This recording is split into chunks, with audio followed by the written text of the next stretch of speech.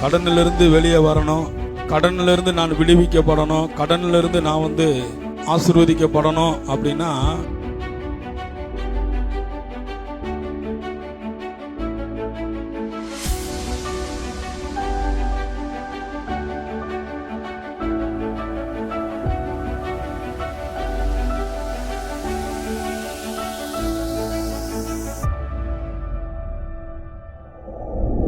வார்த்தையின் மேல விசுவாசம் வைக்கிறவன் வெட்கப்படுவது இல்லை.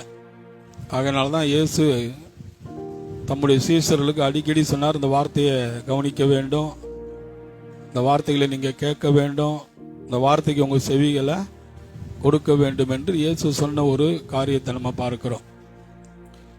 இந்த வார்த்தை மிகவும் பிரயோஜனமானது. சொல்லுங்க, கர்த்தருடைய வசனம் தான் நம்மளை வாழ வைக்கும். வசனம் தான் நம்மளை இந்த வசனம் தான், கேட்ட வசனம் தான் நம்மை கடன் இல்லாதவர்களாக மாற்றும்.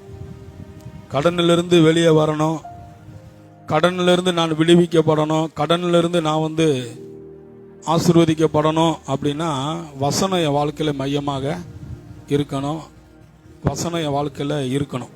வசனம் இல்லைன்னு வைங்களேன், எல்லாமே வேஸ்ட் ஆயிரும். ஆமே.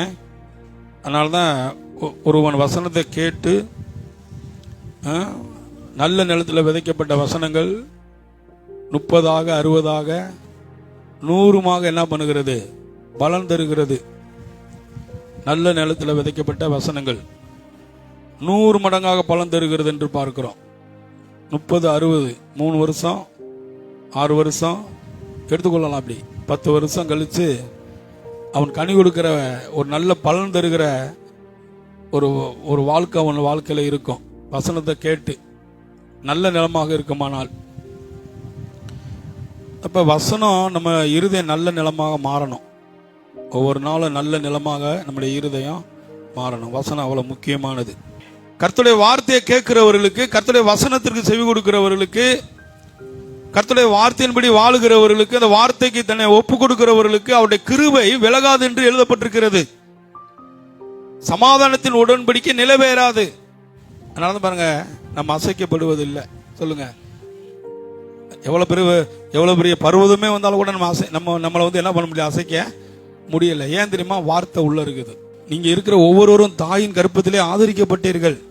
அதனாலதான் விபத்து வருகிற பொழுது, ஆபத்து வருகிற பொழுது, நாச மோசங்கள் வருகிற பொழுது, பிரச்சனைகள் வருகிற பொழுது, போராட்டங்கள் வருகிற பொழுது, நெருக்கடிகள் வருகிற பொழுது, ஏண்டா வாழுகிறோம் என்ற எண்ணங்கள் வருகிற பொழுது நீங்கள் ஆதரிக்கப்பட்டபடினால் தான் கர்த்தர் உயிரோடு கூட ஒரு சேதம் இல்லாமல், ஒரு ஊனம் இல்லாமல் உங்களை கொண்டாந்து நீங்க உட்கார வச்சிருக்கிறார் கர்த்தர்.